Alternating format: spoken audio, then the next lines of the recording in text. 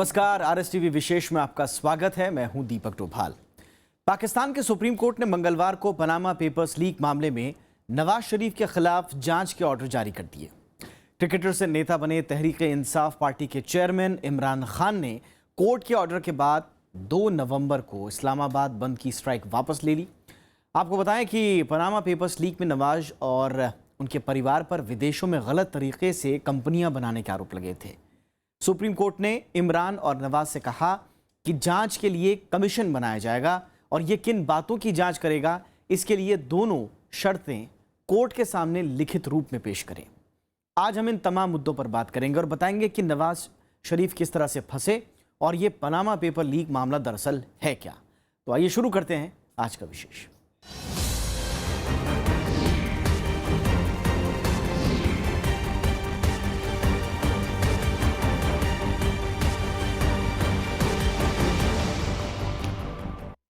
जी हां, पाकिस्तान के प्रधानमंत्री नवाज शरीफ की मुश्किलें बढ़ गई हैं। पाकिस्तान की सुप्रीम कोर्ट ने पनामा पेपर्स लीक मामले में उनके खिलाफ जांच के आदेश दे दिए हैं।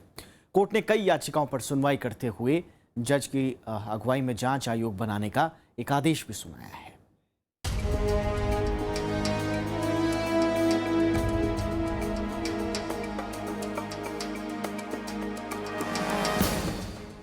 पनामा पेपर्स लीक मामले में याचिकाओं पर सुनवाई करते हुए पाकिस्तान सुप्रीम कोर्ट ने प्रधानमंत्री नवाज शरीफ के खिलाफ जांच का आदेश दिया। मुख्य न्यायाधीश अनवर जहीर जमाली की अगुवाई वाली 5 सदस्यीय पीठ ने कहा कि एक आयोग मामले की जांच करेगा। इस आयोग के पास सुप्रीम कोर्ट की शक्तियां होंगी। कोर्ट ने सरकार और याचिकाकर्ताओं को जांच पैनल के सामने अपना पक्ष रखने को कहा है। इसी मुद्दे के ऊपर पाकिस्तान के सुप्रीम कोर्ट ने कल या परसों ही एक जांच कमेटी को नियुक्त किया, क्योंकि अभी सुप्रीम कोर्ट इस केस को देख रहा है। तो इमरान खान की जो स्ट्राइक है वो तो कॉल्ड ऑफ हो गई, क्योंकि इमरान खान की स्ट्राइक जो है, जब एक बार जुडिशल नोटिस सुप्रीम कोर्ट ले लिया है तो इमरान खान का फिर कोई हक नहीं बनता इस माफी का प्रेशर डालने का। लेकिन इस तमाम जो कार्रवाइयाँ हैं, इसके पीछे बहुत बड़े पैमाने पर पाकिस्तान की आर्मी जुटी हुई है। कोर्ट ने कहा कि दोनों पक्ष मामले में जांच के लिए कमीशन के गठन को लेकर अपनी अपनी शर्तें जमा कराएं। अगर दोनों पक्षों में सहमति नहीं बनती है तो कोर्ट इसके लिए शर्तें तय करेगा। कोर्ट ने इस मामले की रोजाना सुनवाई करने की इच्छा भी जाहिर की है। इससे पहले कोर्ट ने नवाज शरीफ और उनके परिवार के सदस्यों को इस मामले में नोटिस जारी किया था। पनामा लीक्स के नाम पे उसमें ये डिस्क्लोजर हुआ था कि नवाज शरीफ साहब की जो फैमिली है के जो मेंबर्स हैं, उनके लड़के और लड़कियां, दामाद और सब लोगों के नाम से पैसे वहाँ पे हैं, उनके अकाउंट्स हैं, उसमें वहाँ पे पैसे हैं। अब उसके ऊपर जांच पड़ताल हो रही है कि ये पैसे क्या लीगली गए हैं या इलीगली रिश्वत के पैसे हैं जो वहाँ पे गए हैं। लोगों का मानना ये अधिकतर कि ये रिश्वत के पैसे हैं जो अलग अलग नाम पे जमा किए गए। दरअसल अप्रैल 2016 को पनामा की एक लॉ फर्म मोसेक फोंसेका के करीब 1 करोड़ 15 लाख दस्तावेज लीक हुए थे। इनमें दुनिया भर की कई बड़ी हस्तियों की कंपनियों का पता चला था जो टैक्स बचाने के लिए दूसरे देशों में खोली गई थीं। इन दस्तावेजों में पाकिस्तानी प्रधानमंत्री नवाज शरीफ की बेटी मरियम और बेटों हसन और हुसैन का नाम भी सामने आया। दस्तावेजों के मुताबिक नवाज परिवार की विदेशों में कंपनियां थीं और इनके जरिए कई लेन देन हुए थे। पाकिस्तान की विपक्षी पार्टियां तभी से उनके खिलाफ जांच की मांग कर रही थीं। When you have people coming into power and looting the country, they actually weaken the democratic system, because people lose faith in democracy. Because people in the end, then when the army comes in, they welcome them with sweets. In 99, when Nawaz Sharif, when General Musharraf walked in, the shops ran out of sweets in Lahore. People were celebrating. Why? Because he was corrupt. There were cases of his corruption. He was undemocratic.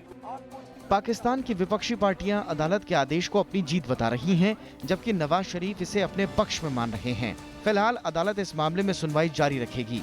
इस बीच जांच आयोग अपनी report सीधे supreme court से साझा करेगा। हालांकि अभी ये तय नहीं हुआ है कि आयोग कितने समय में अपनी जांच पूरी करेगा। मोहम्मद फाते टीपू के साथ Zaigham Murtaza, Rajya Sabha TV.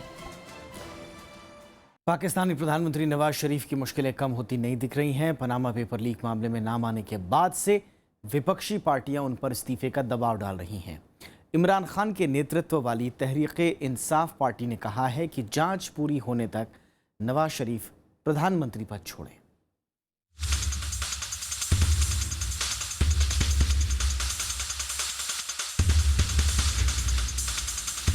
Panama papers leak मामले में नवाज शरीफ के खिलाफ जांच के सुप्रीम कोर्ट के आदेश के बाद इमरान खान ने अपना प्रस्तावित आंदोलन वापस ले लिया है, लेकिन इस मामले में वो नवाज शरीफ को घेरने का कोई मौका नहीं छोड़ना चाहते।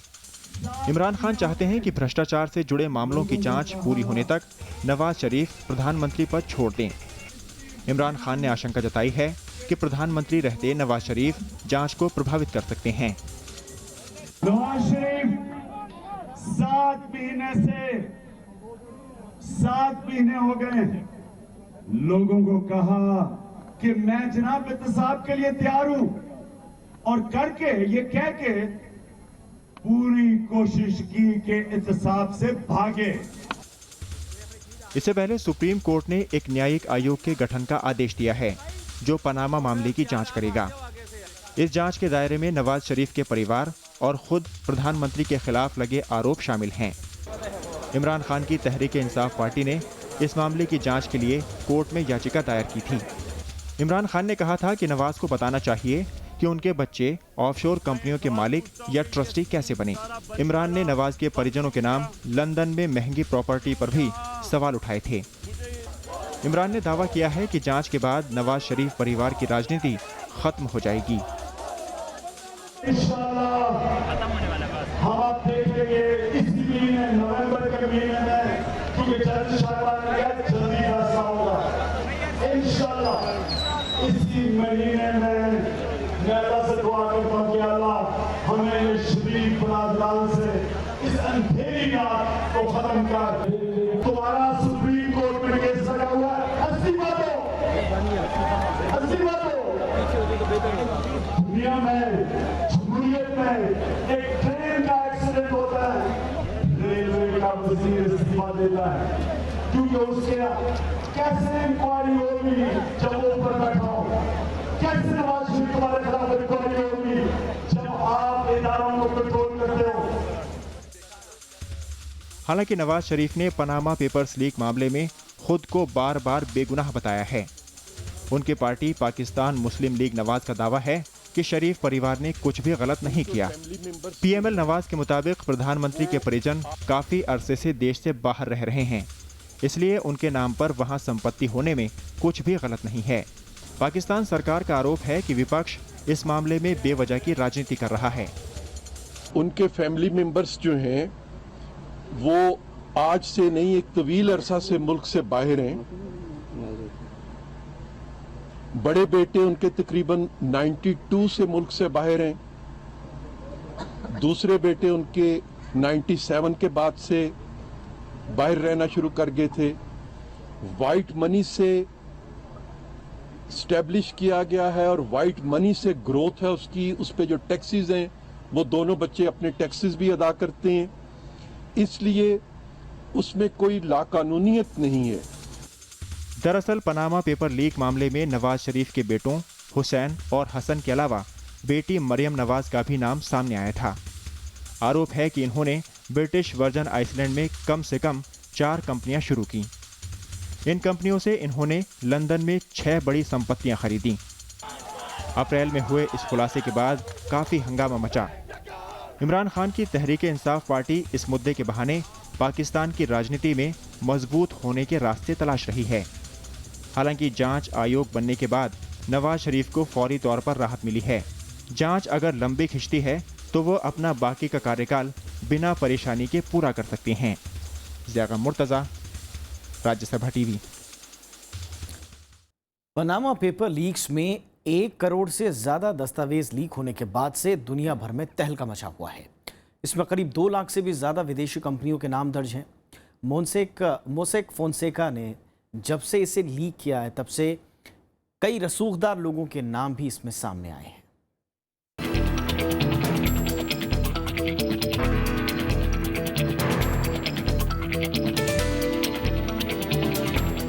पाकिस्तान के प्रधानमंत्री नवाज शरीफ के खिलाफ वहां की सुप्रीम कोर्ट ने जांच का आदेश दिया तो एक बार फिर से मुद्दा गर्मा गया है। असल में 1970 से लेकर अब तक के कई दस्तावेजों को पनामा पेपर्स में सामने लाया गया है। इनमें बड़े उद्योगपतियों से लेकर फिल्म स्टार और खिलाड़ियों से लेकर राजनेताओं तक के नाम शामिल हैं। इसके अलावा दुनिया के कई राष्ट्राध्यक्षों का नाम भी इस सूची में शामिल है। नवाज शरीफ की हों या पीपीपी की हों, इन सब पॉलिटिकल पार्टीज़ के नाम आपको मिलेंगे। कहना मुश्किल है कि नाम लेना एक बड़ी लिस्ट है, लेकिन इमरान साहब की भी वहाँ पे पार्टीज़ हैं कि कभी अकाउंट होगा, और दूसरी भी पॉलिटिकल पार्टीज़ के जो लीडर्स हैं, बड़े आर्मी ऑफिसर्स रिटायर्ड जो हैं, उनके भी वहाँ पे अकाउंट्स हैं कहा जाता है, और उनके भी कंपनीज़ या उनके बेटों के नाम से कंपनीज़, की फैमिली वालों के नाम से कंपनीज़, बीवियों के नाम से, इस तरह से ये लोग कंपनीज़ वहाँ पे चलाते हैं। पनामा पेपर्स में रूस के राष्ट्रपति व्लादिमीर पुतिन के कई नजदीकियों का नाम सामने आया तो लोग चौंक उठे। लीक दस्तावेजों में बताया गया कि पुतिन के करीबियों ने इसके जरिए करीब 200 करोड़ डॉलर का मुनाफा कमाया है। इसके बाद पुतिन ने इस खबर को ये कहते हुए नकार दिया कि रूस को अस्थिर करने की चाल है। Дело в стране, которой нельзя манипулировать, нельзя заставить ее действовать и плясать так, как кому-то хочется, и плясать под собственную дудку. А вот если с нами будут разговаривать уважительно, если будут искать компромиссы, так как мы это делаем, то тогда мы всегда найдем такое решение, которое устроит всех, и нас, и наших партнеров. मामला सिर्फ रूस तक सीमित नहीं है और न ही पाकिस्तान के प्रधानमंत्री नवाज शरीफ तक, बल्कि इसमें कई और बड़े नाम शामिल हैं। इसमें अर्जेंटीना के राष्ट्रपति मैरिसियो मर्की, सऊदी अरब के शाह सलमान बिन अब्दुल अजीज, यूक्रेन के राष्ट्रपति पेट्रो पोरोशेंको, आइसलैंड के प्रधानमंत्री सिगमंदर डेवियो गुनलाउगसन, यूएई के राष्ट्रपति खलीफा बिन जायद, जॉर्जिया के पूर्व प्रधानमंत्री बित्जिना इवानिश्विली, इराक के पूर्व प्रधानमंत्री अयद अलावी, जॉर्डन के पूर्व प्रधानमंत्री अली अबू अल रागेब, कतर के पूर्व प्रधानमंत्री हमाद बिन जसीम, सूडान के पूर्व राष्ट्रपति अहमद अली अल मिक़वानी, यूक्रेन के पूर्व प्रधानमंत्री पावलो लज़ालेंको के नाम अहम हैं। यही नहीं, कई मुल्कों के बड़े मंत्रियों समेत सैकड़ों राजनेताओं के नाम इस सूची में शामिल हैं। ब्रिटेन के कई सांसदों और पार्टी के दानदाताओं का नाम तो सामने आया ही, साथ ही वहां के पूर्व प्रधानमंत्री डेविड कैमरन के पिता इयान कैमरन का नाम भी पनामा सूची में आया है। इयान कैमरन, अरबपति स्टॉक ब्रोकर इयान कैमरन पर आरोप लगा कि उन्होंने टैक्स बचाने के लिए ब्लेयरमोर होल्डिंग नाम की कंपनी में पैसा लगाया था। कुल मिलाकर दुनिया भर के 12 राष्ट्रीय नेताओं, 143 बड़े राजनेताओं और सैकड़ों राजनेताओं के परिवार के सदस्य और करीबियों का नाम पनामा सूची में आया है। Bureau report, Rajya Sabha TV. चलिए एक छोटा सा ब्रेक लेते हैं, लेकिन ब्रेक के बाद आपको बताएंगे कि क्या है पनामा लीक्स।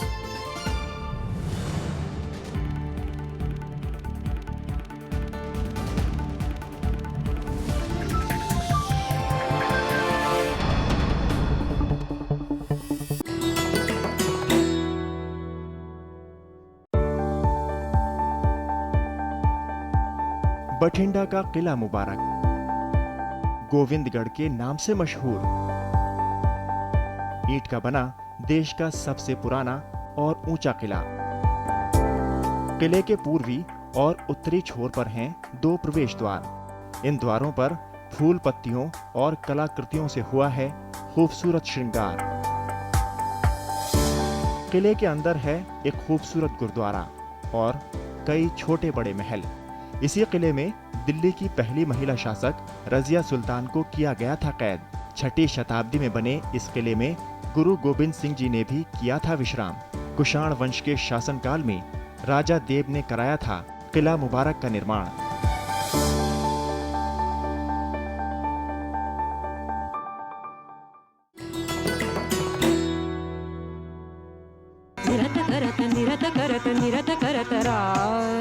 कथक नृत्य को समर्पित एक शख्सियत,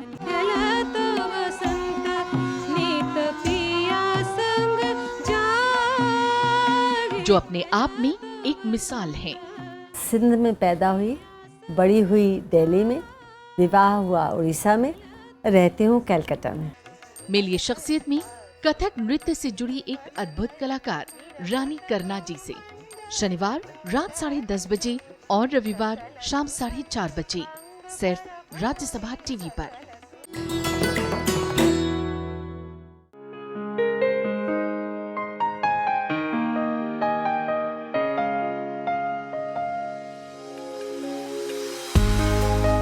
जोसेफ रुडयार्ड किपलिंग, कवि, लेखक और पत्रकार, अंग्रेजी के पहले साहित्यकार जिन्हें मिला नोबेल पुरस्कार।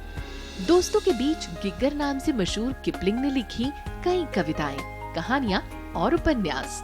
बच्चों के बीच खासे लोकप्रिय हैं उनके मोगली, शेर खान और बघीरा जैसे किरदार।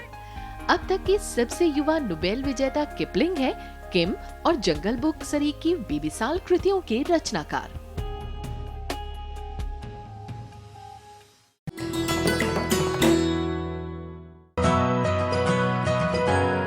किताब। इस कार्यक्रम के हर एपिसोड में हम किसी महत्वपूर्ण किताब के बारे में उसके लेखक, संपादक या उस विषय के जानकार के साथ बातचीत करेंगे।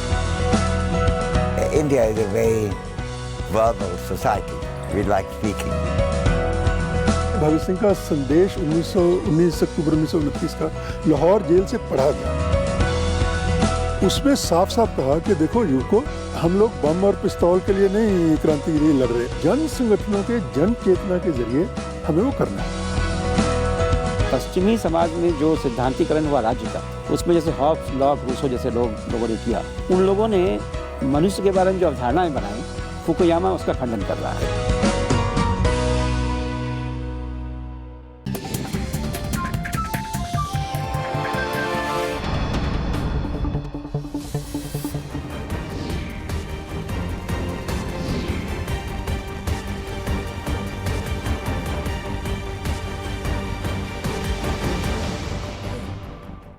पनामा दस्तावेज जब लीक हुए तो दुनिया भर में जो खलबली मची सो मची, लेकिन भारत में भी इसके बाद खासा हंगामा हुआ। प्रमुख दैनिक अंग्रेजी अखबार द इंडियन एक्सप्रेस ने लंबी पड़ताल के बाद इन नामों को सार्वजनिक किया तो लोगों के होश उड़ गए। इस सूची में कई ऐसे नामचीन लोग शामिल थे जिनकी सार्वजनिक छवि अब तक बेहद पाक साफ बनी हुई थी। 4 अप्रैल 2016 को ये देश की सबसे बड़ी खबर थी। इंडियन एक्सप्रेस के पहले पन्ने पर जब अमिताभ बच्चन जैसी बड़ी शख्सियत की फोटो छपी तो लोग भौंचक के रह गए। मामला था पनामा दस्तावेज में लीक हुए उन नामों का जिन्होंने टैक्स बचाने के लिए उन देशों में पैसे लगाए जिन्हें हम टैक्स हेवन कहते हैं। रिपोर्ट में कहा गया कि अमिताभ बच्चन ने sea bulk shipping limited, lady shipping limited समेत कई कंपनियों के जरिए टैक्स हेवन देशों में निवेश किया। हालांकि निवेश की तारीख पुरानी थी, लेकिन जानकारों ने दावा किया कि उससे पहले ही देश में ऐसा ना करने को लेकर कानून बन चुका है। बाद में अमिताभ बच्चन ने इस दावे को झुठलाया तो फिर और दस्तावेज लीक हुए और जानकारों ने अमिताभ के दावों पर सवाल उठाए। आप अंडर इन्वॉइसिंग करते हो, ओवर इन्वॉइसिंग करते हो और नई नई कंपनियां खोल के आप उनमें अपना पैसा जो देश में टैक्सेस देने, पाकिस्तान में बाय एंड लार्ज कोई टैक्स देता ही नहीं है और टैक्सेस को अवॉइड करके या एवेड करके वो नई कंपनियां खोलते हैं जो फिक्टिशियस नाम की कंपनियां होती हैं। पनामा सूची में सिर्फ अमिताभ बच्चन ही नहीं बल्कि कई और नामचीन लोग थे। इनमें अभिनेत्री ऐश्वर्या राय, डीएलएफ के मालिक केपी सिंह, इंडिया बुल्स के समीर गहलोत, गौतम अडानी के बड़े भाई विनोद अडानी, पश्चिम बंगाल के नेता शिशिर बजोरिया, लोक सत्ता पार्टी के पूर्व अध्यक्ष अनुराग केजरीवाल, अपोलो ग्रुप के अध्यक्ष ओंकार कंवर, पूर्व सॉलिसिटर जनरल हरीश साल्वे, पूर्व अटॉर्नी जनरल सोली सोराबजी के पुत्र जहांगीर एस सोराबजी, इंडो रोमा सिंथेटिक्स के अध्यक्ष मोहन लाल लोहिया, उद्योगपति जावेर पूनावाला, पूर्व विधायक अनिल वासुदेव सलगांवकर, अंडरवर्ल्ड डॉन इकबाल मिर्ची, उद्योगपति अशोक गढ़वारे। इनके अलावा भी कई रसूखदार लोगों के नाम इस सूची में शामिल हैं। कुल मिलाकर भारत के करीब 2000 लोगों के नाम पनामा दस्तावेज में सामने आए। International consortium of investigative journalist ने दुनिया भर में इन नामों का खुलासा किया। भारत से इंडियन एक्सप्रेस ने इस जांच में हिस्सा लिया। पड़ताल के बाद पता चला कि देश के भीतर 828 पते मिले हैं जहां रहने वाले लोगों के 22 विदेशी इकाइयों में पैसे लगे हैं। इनमें दिल्ली, मुंबई, कोलकाता और चेन्नई जैसे महानगरों के पते तो थे ही, साथ ही हरियाणा के सिरसा से लेकर बिहार के मुजफ्फरपुर और मध्य प्रदेश के मंदसौर जैसे छोटे शहर भी शामिल हैं। यानी काले धन का नेटवर्क देश में कई जगह फैला हुआ मिला। पनामा दस्तावेज लीक होने के बाद सरकार ने इसके खिलाफ कड़ी कार्रवाई का आश्वासन दिया। इस दिशा में जांच की बात भी कही गई, लेकिन अब तक कोई ठोस कार्रवाई नहीं देखने को मिली है। मोहम्मद फातेह टीपू के साथ ब्यूरो रिपोर्ट, राज्यसभा टीवी। कुछ महीने पहले पनामा पेपर्स लीक ने पूरी दुनिया में तहलका मचा दिया था। जिन लोगों के नाम इसमें सामने आए वो परेशान हो गए और जनता हैरान। कुछ देशों में तो इसने सरकारों को भी गिराने की स्थिति में ला दिया। कई देशों के राष्ट्राध्यक्षों को भी इस खुलासे ने मुश्किल में डाल दिया। या आपने हमारे रिपोर्ट्स के जरिए देखा। लेकिन पनामा पेपर लीक दरअसल है क्या और इसके पीछे की कहानी क्या है, ये देखने के लिए अब देखिए हमारी ये खास रिपोर्ट। पनामा पेपर्स दरअसल पनामा की कंपनी मोसेक फोनसेका की ओर से इकट्ठा किए हुए 1 करोड़ 15 लाख गुप्त फाइलों का भंडार है। इसमें कुल 2 करोड़ 14 लाख कंपनियों से जुड़ी जानकारियां हैं और अब तक इसमें कई देशों के नेताओं के बारे में बड़े खुलासे हो चुके हैं। इसमें अर्जेंटीना, आइसलैंड, सऊदी अरब, यूक्रेन, संयुक्त अरब अमीरात शामिल हैं। इसके अलावा 40 देशों की सरकार से जुड़े लोगों के बारे में भी कई बड़े खुलासे हो चुके हैं।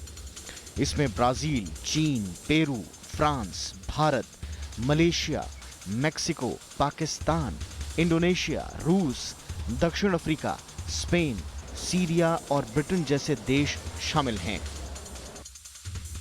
International consortium of investigative journalist यानी ICIJ नाम के NGO ने पनामा पेपर्स के नाम से बड़ा खुलासा किया था। 1997 में ICIJ की स्थापना हुई। पनामा की कानूनी फर्म मोसेक फोनसेका के सर्वर को 2013 में हैक करने के बाद 3 अप्रैल 2016 को ये बड़ा खुलासा किया गया। 70 देशों के 370 रिपोर्टर्स ने इन दस्तावेजों की जांच की और जांच करीब 8 महीने तक की गई। दुनिया भर के 190 खोजी पत्रकार इस समूह से जुड़े। इसमें 76 देशों के 109 मीडिया संस्थान शामिल हैं। इन कागजातों में खुलासा किया गया कि किस तरह से पैसे वाले लोग ऐसी जगह पर अपना पैसा लगाते हैं जहां टैक्स नहीं देना पड़ता। ऐसे देशों को टैक्स हेवन यानी टैक्स चोरी का स्वर्ग देश कहा जाता है। जिन 143 राजनेताओं के बारे में इसमें जिक्र किया गया, उनमें से 12 तो अपने देशों के राष्ट्राध्यक्ष हैं। उनके परिवार और नजदीकी लोग इस खुलासे से जुड़े हुए हैं। पनामा की लॉ कंपनी मोसेक फोनसेका अपने ग्राहकों के पैसे के मैनेजमेंट का काम करती है। यानी अगर किसी के पास बहुत ज्यादा पैसा है और वो उसे सुरक्षित तौर पर ठिकाने लगाना चाहता है तो कंपनी उसकी मदद करती है। कंपनी अपने ग्राहक या उसके रिश्तेदार के नाम से फर्जी कंपनी खोलती है और उसके कागजों का हिसाब किताब रखती है। माना जाता है कि कंपनी की ओर से दुनिया भर में किए जा रहे कारोबार पर ही पनामा देश की अर्थव्यवस्था निर्भर करती है। खुलासे के बाद कंपनी परेशान है और जांच की मांग कर रही है कि कैसे उसकी सूचनाएं लीक हो गईं। 42 देशों में सक्रिय इस कंपनी का कम से कम 600 लोगों का स्टाफ है। कुछ देशों में इसने अपनी फ्रेंचाइजी भी दी हुई है, जहां इसके ब्रांड के नाम का प्रयोग किया जाता है। टैक्स हेवन कहे जाने वाले देशों में Switzerland, Cyprus, British Virgin Island और जर्सी जैसे देश शामिल हैं, जिनमें ये कंपनी सबसे जोरदार तरीके से काम कर रही है। इस खुलासे के बाद पुलिस और टैक्स अथॉरिटीज ने जांच भी शुरू कर दी है और उनके रडार पर HSBC, UBS और ड्यूश बैंक जैसे अंतर्राष्ट्रीय बैंक हैं। इन बैंकों का कहना है कि वो जांच एजेंसियों का पूरी तरह से सहयोग कर रहे हैं। पनामा स्थित पनामा की लॉ फर्म मोसेक फोनसेका के को-फाउंडर रेमन फोनसेका ने साफ किया है कि ये दस्तावेज पूरी तरह से सही हैं और हैकर्स ने गैर कानूनी तरीके से इन्हें हैक किया। Bureau report, Rajya Sabha TV.